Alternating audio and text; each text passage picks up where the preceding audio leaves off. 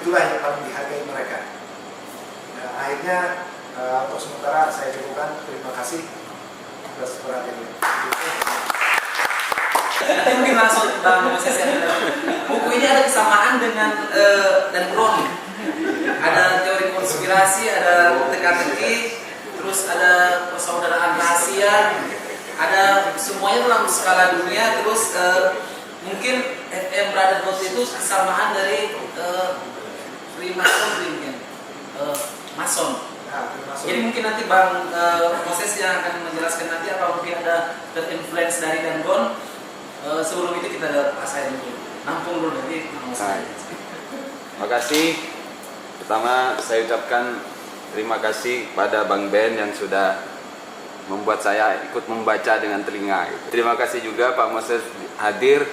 Paling tidak kehadiran Pak Moses bisa mengklarifikasi beberapa isu yang sudah pernah diperbincangkan setahun yang lalu di media sosial tentang novel ini. Saya kira ada beberapa yang mungkin bisa diklarifikasi, mungkin Pak Moses juga bisa menjelaskan itu di sini supaya kita menjadi lebih paham, merasa membaca meskipun aksara per aksaranya, kata per katanya tidak diikuti dengan detail.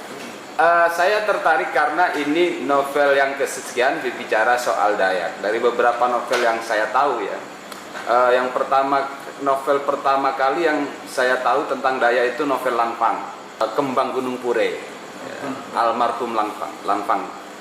Sastrawan kelahiran Banjarmasin, keturunan Cina yang hidup di Sidoarjo, dianggap sebagai penyair Jawa Timur tapi merasa sebagai orang Banjarmasin. Langpang sudah meninggal. Di dalam novel Kembang Gunung Pure, citra Dayak itu sangat positif, malah citra orang Banjar yang negatif. Novel kedua yang saya baca tentang Dayak adalah novel Lampau ya, karya Sandi Firly.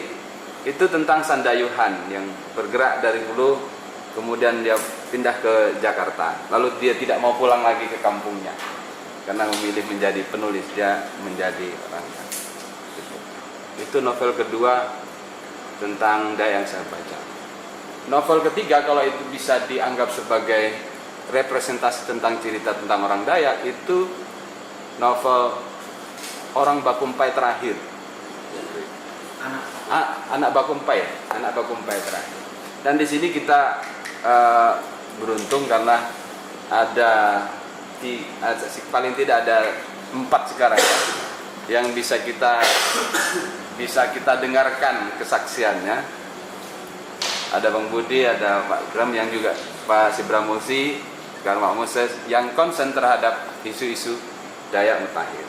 Yang ingin saya tanyakan pada Bang Ben yang sudah membaca buku itu adalah, apakah novel ini memang ingin menceritakan tentang karakter kebudayaan Dayak itu, atau ini cerita tentang lain? Karena di isu di media sosial itu macam-macam ya.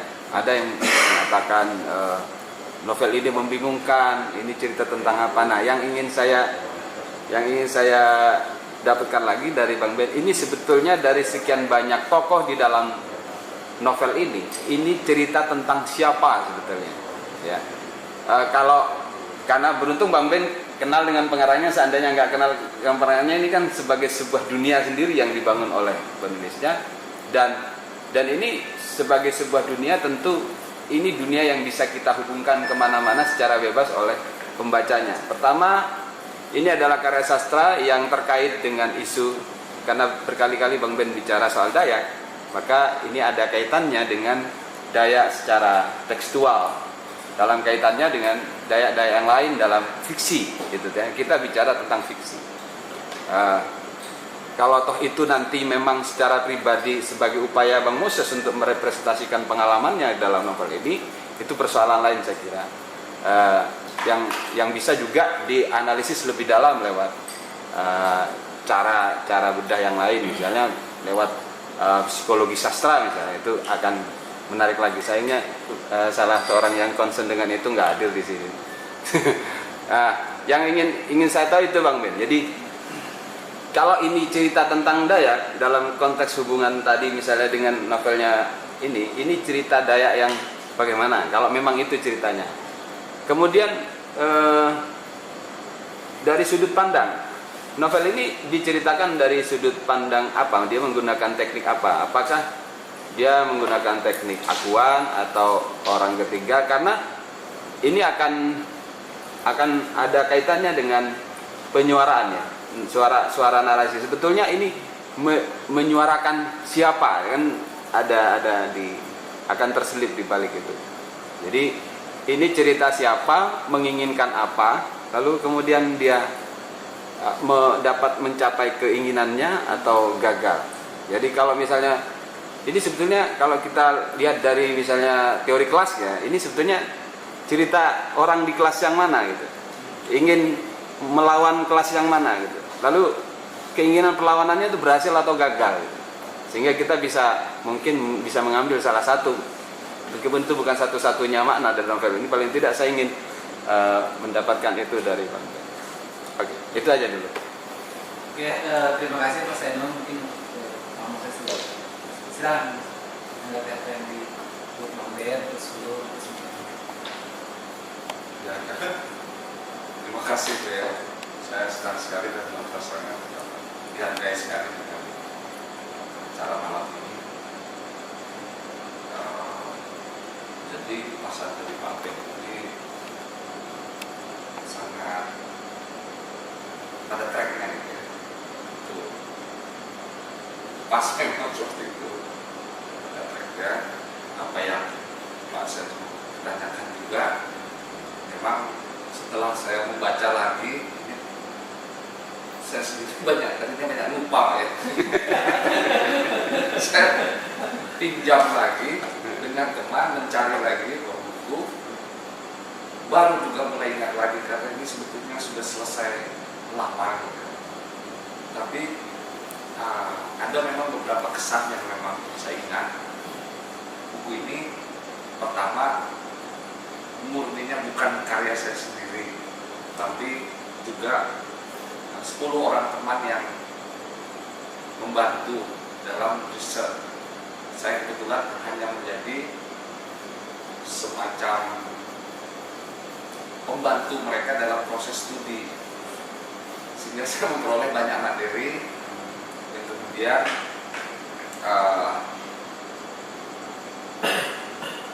menjadi masukan penting.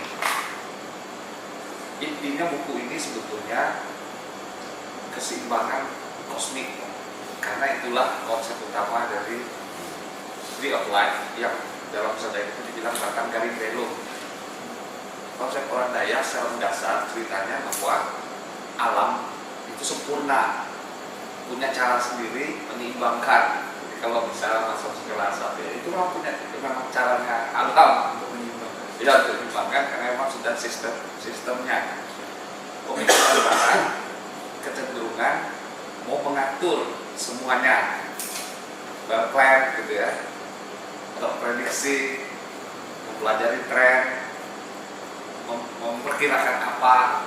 Kalau saya kan semua ya udah serahin nanti beres kok gitu. Jadi itu poinnya yang pertama. Jadi di sini MM memang benar itu Freemason. Mereka memang orang yang tergila-gila dengan ilmu pengetahuan, dan mereka menempatkan tapak dasar mereka itu ke pelajaran mengenai Kabbalah.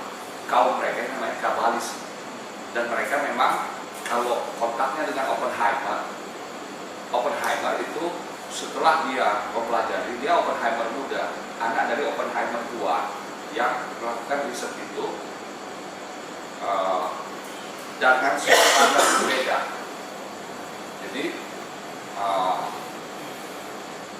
dasar dari alkemi itu memang Sefirot. Sefirot itu Tree of Life dari kaum Yahudi. Kemudian di dunia untuk Oppenheimer itu setelah ditelusuri semua kebudayaan besar termasuk Mesoamerika, sejumlah 11 budaya besar itu bercikar bakal dari 3 ini. Di India Selatan, kemudian di sekitar Timur Tengah yang sekarang, dan kemudian di siap. Pembuktian empirik memang sudah menunjukkan bahwa orang aslinya Dayak ini sekarang itu dulunya adalah orang-orang yang sekarang menjadi orang-orang Skandinavia.